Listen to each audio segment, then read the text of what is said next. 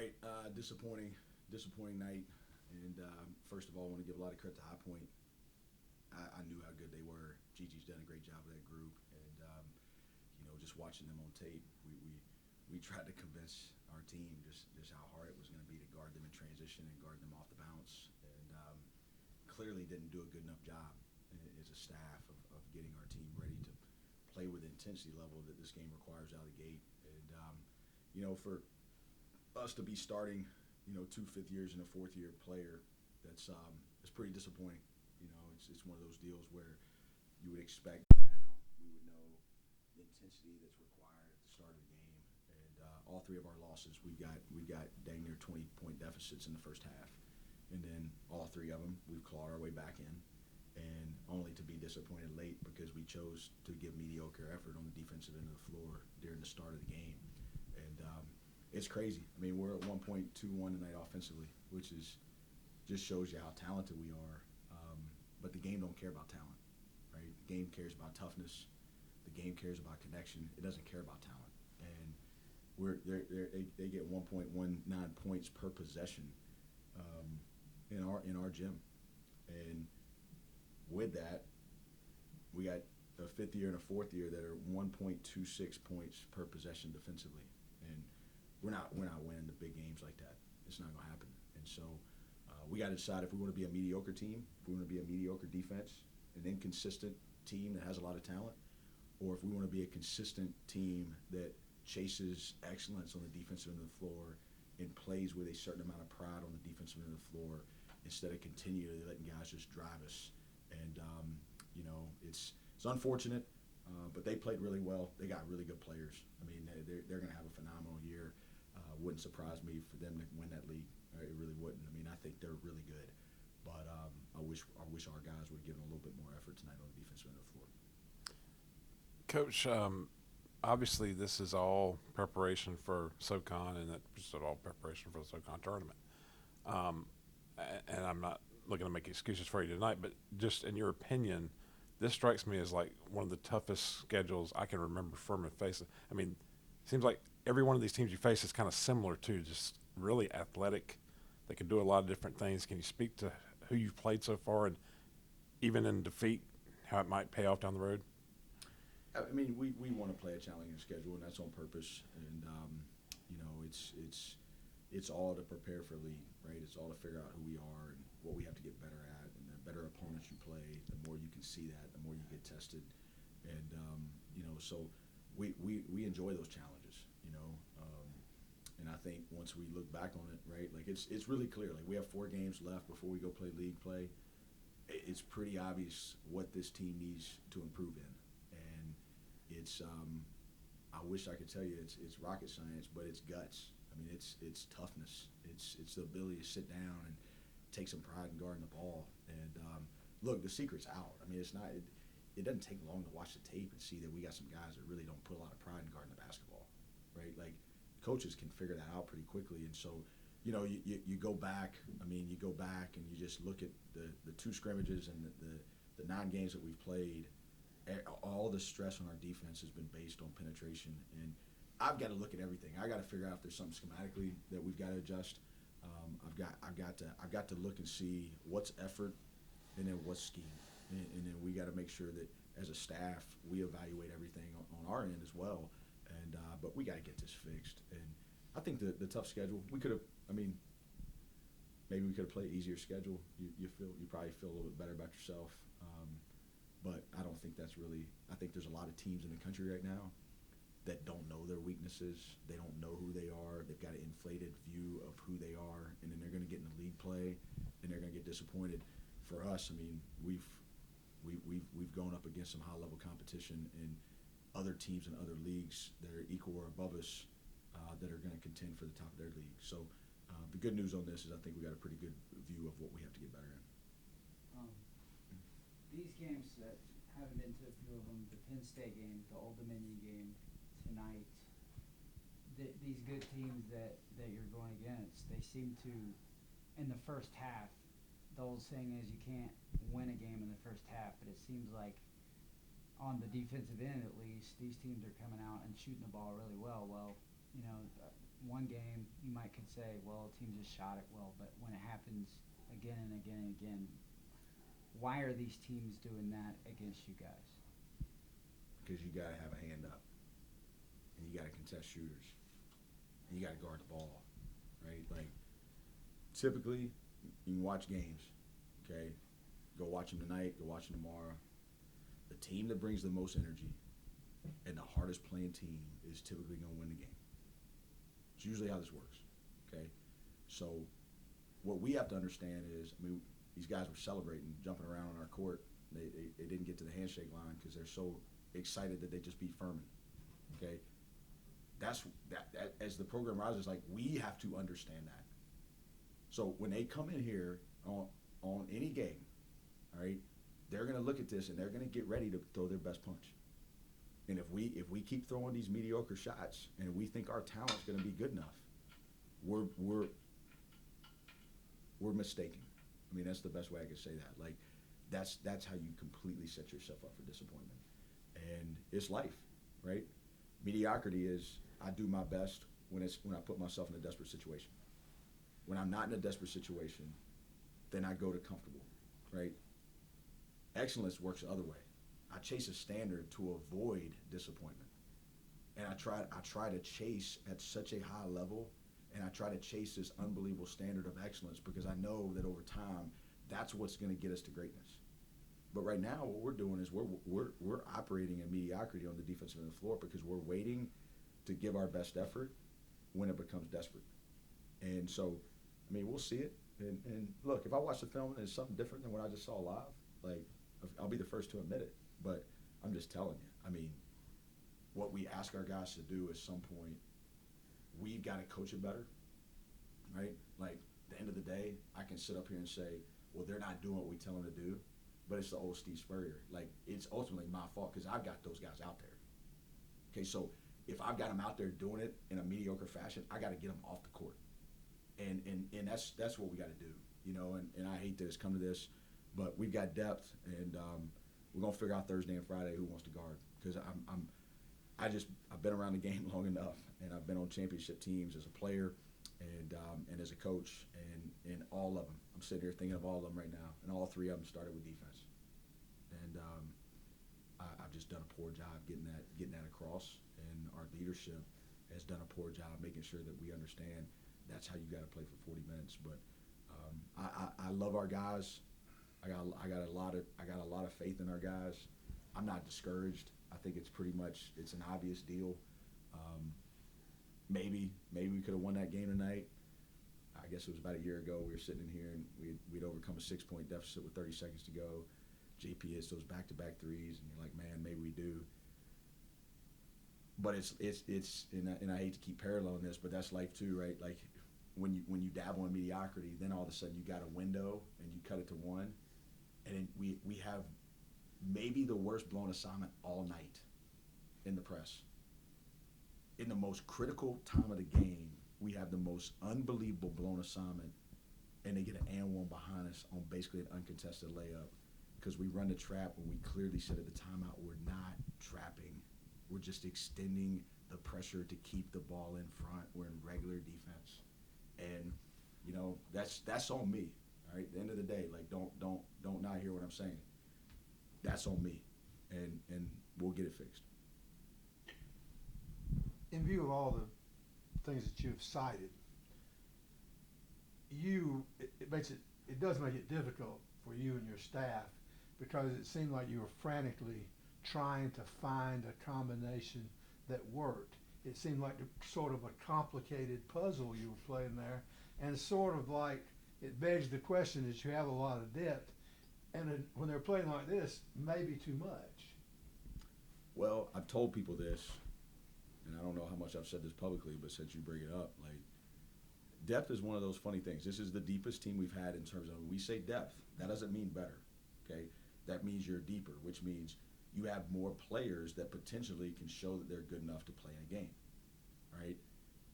But when you have the amount of inconsistency that you have, and now you have to get in a game and you got to say, well, hey, we got to figure out who's playing hard. Well, Well, guess what? I- If I got to get in the game and then I got to make decisions on who's playing hard, and now it's like, well, he's playing hard and he's not. Okay, well then the next practice, that guy plays hard and this guy doesn't. Well, yeah, I mean it's a juggling show, and you know what? Some of the players are frustrated with it, but so am I.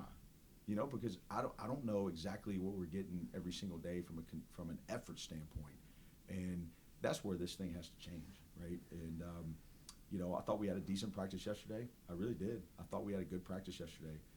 We didn't do too much the day before. You know, we did a few things to try to tighten up from the South Carolina State game. But yeah, I mean, it's like I told him at halftime.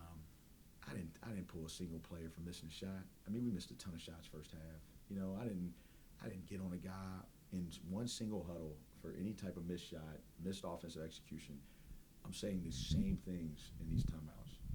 If we'll just guard, we'll make a run. If we'll just get consecutive stops. If we'll just guard the ball, right? And, you know, you have guys that will do it for a little bit. But look, I mean, you look at it tonight.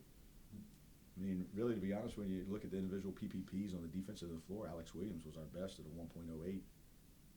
That's not very good. Anything over 1 is not very good. But we got guys, I mean, Marcus 1.26 and Slauson 1.26. You know, that's gonna put you in a pretty tough situation. Pagisa 1.23, Joe Anderson 1.21. So when you have multiple guys and they're scoring 1.2 points per possession defensively, and then our best guys are 1.08, you can't expect to win those games. And then you look at the offensive stuff; it's the same thing, right? I mean, and that's just where we are, right? I mean, you look at us offensively, and it's incredible. I mean, Mike's a 1.23, right? Garrett's a 1.21, Slaw's a 1.22. Foster's a 1.15. That's incredible, right? Those are really good efficiencies. It's just a little bit less than those 1.23s and those 1.27s. And so you lose a one-possession game and you're disappointed. Well, I just know enough to be dangerous, but I can tell you that sitting at courtside, that's exactly what I was thinking. This guy's got a hell of a job. He's running people in there, and none of it was work. Hey, I mean, yeah, it's frustrating. Yeah. But at the end of the day, I love our team. And I know, listen, I'm not a great loser. But more so than losing, I just hate losing when you know you just didn't give it everything you had. You know, I mean, High Point, I mean, golly, they made their first 7 threes. And I'll be interested to see it. You know, one of them, I mean, once they got cooking, I mean, yeah, they hit the step back in front of our bench, but they felt good. You know, let's look at 1, 2, 3, 4, right?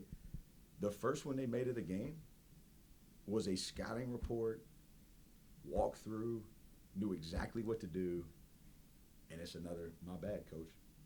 And I gotta get some sleep, and I gotta wake up in the morning. We gotta figure this out. And you know what? At the end of the day, I like these challenges. You know, I like these challenges, and it kind of keeps it fun. I'd rather win tonight, but had we won, we still got massive holes in our defense that we got to continue to address and fix. Clearly, offense wasn't an issue tonight, but it was odd to see how off some of the threes were offensively. Does the lack of defense on the other end start to play a role in that? Because they get a little, I need to go make a three, and kind of maybe force stuff or rush stuff, because it was just odd to see how off some of the threes were. I think you start pressing, Yeah. you know, and I think that's the erosion effect, right? Of it just all starts to kind of, you know, snowball on you, right? Like you don't come out correctly with the correct intensity that it takes to win a game. Then all of a sudden, other team does, and the other team starts to go up, and now it's 5, and then it's 7, and now we get a one-sided shot. We just throw it up there. You know, I'm thinking of a couple in the first half. We just came down, ball didn't change sides of the floor. We just fire one up, break. Now they're running again. Now they bang a 3. We come down and and that's where you just gotta relax on offense. But at some point you gotta do what you gotta do on this other end. And you know, we're not gonna be at a smoke and mirrors this thing. I mean, it's not how the game works. We're not gonna be at, oh well, man, well let's press every game. Like that's not sustainable. You know, it's you know, hey, Old Dominion, we started pressing and we came back. Like that's you have, at the end of the day, when we get in this league and we start playing for championships, it's going to be the teams that can get people in the half court, that can guard them in the half court and hold them to one shot. And look, the wildest part about this, we don't know how good we can be because we haven't seen us do it to where the strength of this team is still going to be transition offense, right? the ability to run. I mean, like you said, we didn't shoot great in the first half. We took the ball out of the net 60% of the time tonight, and we kicked in 82 points. So just imagine if we defended, right, and we came in with the right approach. But there's only, it's like I told him tonight in the locker room, there's only one way you can play this game, and there is a toughness and a connection that this game demands. And right now we're not there. But the good news is we have some time to fix it, right? And it's not that we can't do it; it's that we're choosing not to do it consistently, and that's what we got to get to. Not having said that about your defense, and you have the defensive player of the year, the reigning SoCon defensive player of the year on your team, but he doesn't play for much of the game, the first half, because he gets 2 fouls, picks up a quick one early in the second half, and then he actually gutsy takes a charge there where it could have been a 4th foul called on. How much does that affect your team when he's not there, affecting shots? Well, I mean, look, everybody knows how much I love Jalen, okay? I love all these guys. But the reality is tonight when he was out there, this has him for 3 defensive rebounds, and this has him at a 1.26 points per possession on the defensive end, which is the highest on our team for the main guys. We had a couple that didn't play a ton that were higher than that, but for the main guys. And so what I would tell you, analytically, it didn't help us tonight. And he also went out there when we made the run versus South Carolina State. And look, in no way am I implying that we're better with him not out there. I'm not crazy. Okay? He's got to figure that out. And he knows that. Like, Jalen can play this game as long as he wants. He can be as good as he wants. But, my dad always told me there's not a worse word than potential. Right? And just like I just told him, how to love. Like, it's time. Like, you have to show. There's clips where we're going to be able to take tonight, and we'll be able to show in here, like him in a stance and playing with a hand and cutting off the dribble and going and grabbing a rebound, right? Like, there are those possessions. But then there's the bad fouls, or there's, let the ball get into his hips, right? Like, and he has the tremendous block late. But life is about consistent. Can you show up every single day, right? And just keep doing the right thing. And it's the same thing in possessions. You got to do it 75 possessions. And so right now with him, I would tell you if it's a 75 possession game, I would tell you probably 50 possessions, he's doing it the right way, right? But elite and excellent and the best, right? You don't have to produce necessarily, but your effort has to be there all 75 of those possessions. And I think he wants to get there. I really do. And look, we can stop all of this if we just want to have a good year. Okay, like we can celebrate. Hey, man, we came back and listen to all this nonsense. Man, they made a good effort to come back, and they could have quit. Da da da da da. And what a block. And that. I mean, if we just want to, hey, let's go try to win 20 games again and do all, like, hey, let's take the day off and come in here Thursday and we'll just keep rolling. But if we want to get to the mountaintop, right? Then there's gonna have to be, right? If you don't like what you're doing, then you gotta change it, right? Like, you gotta change it. And I just think that's where we are right now. Like, it's hard, man. That's a decision, right? Like, this is how I'm gonna operate. And I gotta keep helping him. I gotta keep helping all these guys, right? Because we're not winning the league without Slaw at his best. Like, I know that, right? Like, Slaw over there on that bench don't help us win the league, okay? I understand that, but Slawson has to understand it doesn't matter who we're playing, it doesn't matter the opponent, it doesn't matter the size of the game, it doesn't matter the matchup. Like, this is how you close out. This is how you sit in the gap. This is the stance you're in. This is the vision you have to have, right? Like, all of that stuff has to matter, and I gotta keep working to get him there. On the subject of glaring generalities of mine, one of the beauties of watching a team is that things are not forced. I think the offensive cohesion may be somewhat undermined when you have repeated defensive breakdowns and you have players who are trying to make up for their mistakes rather than just playing the game. I mean, there were times tonight when I felt like players were that the team offense suffered by people who were trying to sort of make up for I screwed up again on the defensive end. Yeah, I mean, it's like, not a big golfer, but I know enough about it, right? I mean, you bogey the last hole, and then you get to the tee box, and you try to hit the heck out of the ball, right? And then you hook that thing in the trees. I mean, that's kind of what it is. Yeah. You know, like, you got to let the club do the work. And you got to have the composure, right, to go up to the tee box and know that that hole doesn't matter, that the only thing that matters is this hole and this shot. And, you know, it's baseball, right? I mean, you strike out, so what you going to do, right? You're going to go in there and you're going to try to swing for the fences. Just go do the right process, right? Okay, so they scored. So I'm not the smartest guy in the room, but if we have a really good possession and we have good tempo and we have good ball movement and we get a good look, it's all going to regress to the mean. We got one of the highest effective field goal percentage in the country. Just go run good offense, you know? But, like, you just compound the issue, right? And we got in that rut mostly in the first half. You know, there's going to be some possessions we definitely wanted back in the second half. But in the first half, when they really extended that lead for the first time, and it got that high, I mean, it was definitely not complimentary basketball. I mean, it was uncomplimentary in the worst way, right? And you know, it looked like we had some guys that were just forcing for sure. Thing on offense, this sheet on offense is green as a Christmas tree. And then I guess it got red lights when you got the defensive stuff. Good grief. Transition 38% of the night. They were 1.5 points per possession in the last 5 seconds of the shot clock. That's gonna be hard to